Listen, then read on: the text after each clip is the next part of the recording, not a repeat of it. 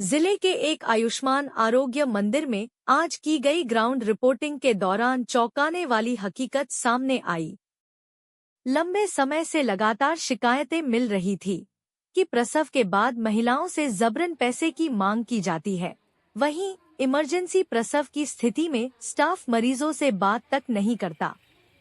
स्थानीय लोगों का आरोप है कि यह केंद्र, जो गरीबों और ग्रामीणों को मुफ्त और सम्मानजनक स्वास्थ्य सेवा देने के लिए बनाया गया था, अब असंवेदनशीलता और अवैध वसूली का अड्डा बनता जा रहा है। सबसे बड़ा सवाल यह है कि जहां एक और स्वास्थ्य विभाग अवैध पैथोलॉजी लैबों पर छापेमारी कर रहा है, वहीं सरकारी स्वास्थ्य केंद्रों की अनियमितताओं पर कोई कार्रवाई क्यों नहीं? तो अभी हम पुनर्वास में हैं और ये पुनर्वास के उपक्रम है, ये प्राथमिक स्वास्थ्य केंद्र का आयुष्मान आरोग्य मंदिर है। यहाँ पे लगातार कंप्लेंट्स भी आ रही थी, हमें कुछ प्राप्त हो रही थी और लोगों ने भी जैसा बताया यहाँ पे कि यहाँ पे किस प्रकार से प्रसव जब होता है, जब प्रसव वाली स्थिति आती है, यहाँ पे कुछ विक्टिम्स भी थे जो जिनका साफ साफ कहना था कि हम जब प्रसव कराने यहाँ पे आए तो उस समय मौजूद नहीं थे, यहाँ पे स्टाफ नहीं थे, जिसकी वजह से प्रसव बाहर ही हो गया है और होता है ऐसा ही।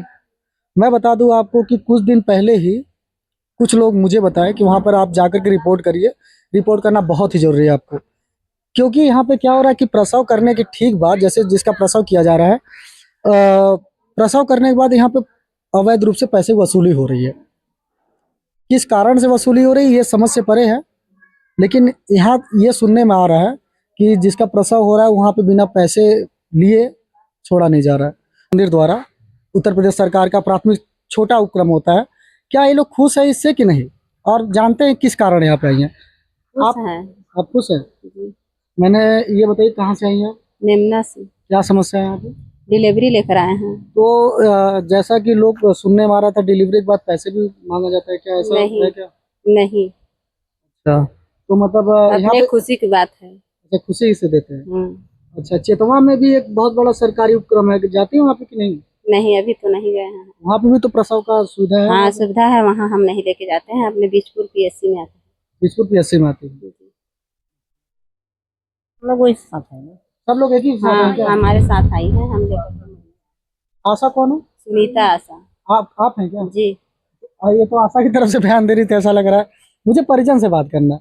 चलिए देखिए, अभी मैं बता दूं, ये तो खैर आशा है यहाँ की, तो हो सकता है ये अपने हिसाब से तोड़ मरोड़ के जवाब दी होंगी, लेकिन देखिए कहने का मतलब है बहुत आरोप ऐसा लग रहा है कि प्रसव के उपरांत जब प्रसव हो जा रहा है अवैध रूप से वसूली चल रही। कुल मिलाकर के ये सरकारी उपक्रम जो है कि आप तभी जा सकते हैं जब आप पैसे उनको दो, 1000 2000, या तो खुशी से दो, अगर खुशी से नहीं दे पा रहे हैं तो ये वसूली है एक तरफ से।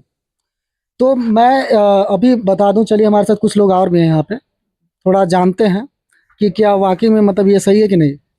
आप यहीं के हैं? तो ये जो वसूली चलती है सही में चलती है कि नहीं चलती है? यहाँ तो लेते हैं डिलीवरी के समय। और दवाइयाँ मिलती है फ्री? दवाइयाँ भाई पर्ची कटाना पड़ता है 2 रुपए का। और कोई दिक्कत यहाँ पे? और दिक्कत वैसा नहीं है, बस ये है कि यहाँ थोड़ा रूल सही नहीं है और यहाँ के नर्सों लोग को बुलाया जाता है तो लेट से आती हैं। अच्छा, कभी कभी बच्चा भारी हो जाता है सब, यहाँ हम लोग अगल बगल रहते हैं तो देख के थोड़ा अच्छा नहीं लगता है। अच्छा, समय पे नहीं आते लोग? हाँ, समय पे नहीं आ पाते हैं। अच्छा, आप कुछ कहना चाहेंगे? ठीक बता रहे हैं भैया, ठीक है बता रहे हैं, वही बात है। आप लोग इलाज कराने आए हैं क्या यहाँ पे? अरे इतना चौक के मत देखिए, इलाज कराने आए हैं यहाँ पे? नहीं, नहीं, बच्चा हो रहा है ना। हाँ, बच्चा, बेटी को बच्चा हो रहा है साथ में आप लोग क्या? हाँ। अरे हम प्रश्न नहीं पूछ रहे, ज्यादा कुछ नहीं। आप कुछ आशा वशा तो नहीं है? नहीं है, नहीं। तो यहाँ पे सुनने में आता है यहाँ पे सुविधा सही से नहीं मिलती। सुविधा उधा मिलती है सही से? हाँ, मिलती है। प्रसव के बाद पैसा वैसा भी लिया जाता है क्या ऐसा? हाँ, होता है, होता है। बच्चा होने पर होता है। अच्छा, कितना लेते हैं पैसा? अरे हम पहले तो लेते थे 1200, अब नहीं बता पाएंगे कितना लेते हैं। 1200 में। अरे घबराइए मत आप। हाँ, समझ रहे हैं, के बोलिए, कोई दिक्कत नहीं है। समझ रहे हैं। कितना पैसा वसूल होता है? 1200 लेते हैं। अच्छा, हर एक प्रसव के बाद लेते हैं? ये लोग परिजन खुशी से देते हैं कि जबरदस्ती लिया जाता है? नहीं, बोलते हैं कि मतलब इतना चाहिए हाँ तो उतना मिलता है। देखिए मैं बता दूं, एक आशा कार्यकर्ता थी जिनसे भी मैं बात किया था, उनका साफ साफ कहना था खुशी से देते हैं। ये तो आशा वाली बयान दे दी। मुझे अफसोस होता है ऐसे लोगों पे। साफ साफ बता देता हूँ कि मतलब जो सच्चाई हो तो सच्चाई बोलो भाई, आप झूठ बोल रहे हो। जबकि अभी मैं परिजन 10 इकट्ठा कर दूं तो सही से बता देंगे कितना यहाँ पे वसूली होता है, कितना वसूली नहीं होता है। और अनियमितता बहुत है यहाँ पे। चलते हैं और यहाँ पे जो और भी लोग जो पेशेंट जो आए हैं, हम उनसे सीधे सीधे बात करते हैं क्या स्थिति है यहाँ की।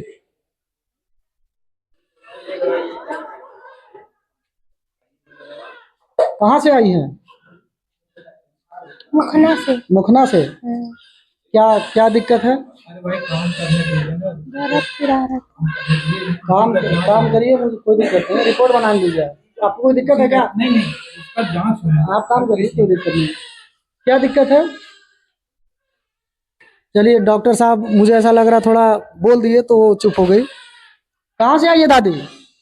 डोरहर से। डोरर से। हाँ। क्या दुख है? संगे आए हैं। साथ में आई है। हाँ। व्यवस्था से खुश है कि नहीं है? यहाँ की जो व्यवस्था मिल रही है खुश है। खुश है? हाँ। मन से बता रही है? हाँ हाँ। पक्का? आप कहाँ से आई हैं? वही संगे।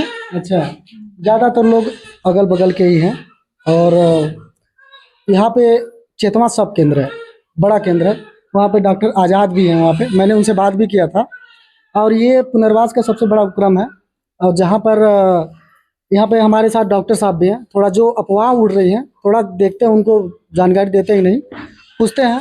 और जो ये व्यवस्थाएं जो चल रही हैं, थोड़ा निम्न व्यवस्थाएं, जो छोटा व्यवस्था है, उसको विस्तार को लेकर क्या हो रहा है, क्या योजना है, और क्या इन्होंने कभी बात किया था यहाँ सरकार से, या फिर जो यहाँ पे एनटीपीसी है उनसे बात करेंगे। डॉक्टर साहब नमस्कार। बोलिए। मैं ये जानना चाह रहा हूँ, ये जनसंख्या के हिसाब से क्या ये पर्याप्त है उपकेंद्र? देखिए, हम आपके किसी भी सवाल का जवाब देने में असमर्थ हैं। आप मेरे उच्च अधिकारियों से बात कीजिए। डॉक्टर साहब मुस्कुराते हुए ही सीधे सीधे मना कर दिए। खैर देखिए, यहाँ पे सबसे बड़ी दिक्कत ये है, मैं बता देता हूँ कि जनसंख्या के हिसाब से बहुत छोटा केंद्र है ये। हालांकि ये कैमरे पे बात करने से मना कर रहे हैं, लेकिन इन्होंने जानकारी दी कि इंफ्रास्ट्रक्चर के लिए मैंने बात किया था एनटीपीसी से भी कि इसका थोड़ा इंफ्रास्ट्रक्चर सही से हो, लेकिन ये मांग की है लेकिन पूर्ति नहीं हो पाई। इसके अलावा भी अगर देखा जाए, मैंने भ्रमण किया था थोड़ा सा, व्यवस्थाएं सही नहीं है जनसंख्या के हिसाब से। तो ऐसी व्यवस्थाएं क्यों? यह रिपोर्ट दिखाने का हमारा खास मकसद यह था कि सरकारी जो सुविधाएं हैं वो किस प्रकार से लोगों को, आम जन तक पहुंच रही है या नहीं। हमें यह जानकारी मिली थी यहाँ पे आने से पहले ही कि कुल मिलाकर के प्रसव जब होता है, इनका मरीजों को जब प्रसव कराते हैं तो वहाँ पे वसूली होती है नर्सों द्वारा, आशाओं द्वारा। तो यह गलत है। और प्रसव जैसी समस्याएं जब आती है इनके पास तो कई बार सेंटर्स बंद पड़े मिलते हैं। तो ऐसे में परिजन जाए तो जाए कहाँ? फ़ोन करते हैं, फ़ोन नहीं लगता है, और लगता है तो फ़ोन का उत्तर नहीं दिया जाता है। तो और अभी देखिए, मैंने इससे पहले एक परिजन से बात किया, उसमें साफ साफ यह था कि उनका निम्ना से आना था, निम्ना से वो आई हैं। इससे पहले हमने जो रिपोर्ट देखा था चेतवा का, वो इससे दोगुना बड़ा है। तो वहाँ पे क्यों स्वास्थ्य सुविधा ना ऐसा नहीं मिल रहा है? क्यों डिलीवरी वाला सिस्टम नहीं चालू हुआ वहाँ पे? अगर चालू है तो इनको यहाँ से यहाँ क्यों आना पड़ रहा है? यही काफ़ी है बताना। और दूसरी बात देखिए, अब अभी सीएमओ की टीम जो है, अवैध पैथोलॉजी जो चल रही है, चाहे बीजपुर में, चाहे बभनी में हो, सोनभद्र में, कुल उसको लेकर के काफ़ी एक्टिव है, बंद कराने में, चालू कराने में। ठीक है, आप बिल्कुल कराओ, ये करनी भी चाहिए। अगर पैथोलॉजीज मानकों के अनुरूप अगर नहीं चल रही हैं तो उस पर कार्रवाई निश्चित है, करना भी चाहिए। लेकिन क्या सरकारी सुविधाओं का यहाँ पे अभाव नहीं है? क्या वो व्यवस्था सुदृढ़ नहीं होना चाहिए? क्या जांच टीम जो आती है उन चीज़ों का अवलोकन नहीं कर सकती, उस पर जांच नहीं देख सकती? अगर पैथोलॉजी आप बंद कर देते हो और जो आम जन वहाँ पे जाते हैं तो क्या उनको सुविधा मिल पाएगा? जहाँ पे आप सरकारी तंत्र सिस्टम आप सही नहीं कर रहे हैं अस्पतालों की, ऐसे में लोग निर्भर हैं पैथोलॉजी पे। अगर उसको ही आप बंद करेंगे तो ऐसे में लोग कहाँ जाएंगे? आप सरकारी तंत्रों, जो सरकारी हॉस्पिटल जो जर्जर पड़े हैं, जर्जर पड़ने के अलावा ये जो चालू भी हैं, वो क्या उनको सुविधाएं मिल रही प्रॉपर सही से? सबसे बड़ा सवाल है ये। तो अभी एक घटना और मैं जिक्र करता हूँ। कल ही एक्सीडेंट हुआ है एक लड़के का, निम्ना का निवासी है वो, हालत इतनी गंभीर थी कि एनटीपीसी धन्वंतरी हॉस्पिटल में एडमिट किया गया। और वहाँ के पता है क्या ऐसा सिस्टम है वहाँ का कि वहाँ से तुरंत रेफर कर दिया जाता है। क्या उन सुविधाओं पर विस्तार नहीं होना चाहिए? क्यों रेफर किया जाता है? क्यों उसको फंड करके उसको क्यों नहीं उसको विस्तार किया जाता है एनटीपीसी हॉस्पिटल को?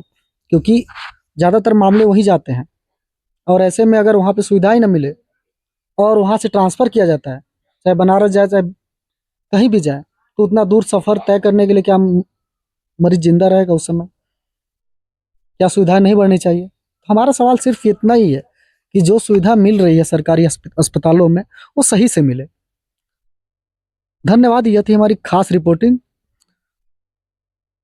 बने रहिए हमारे साथ।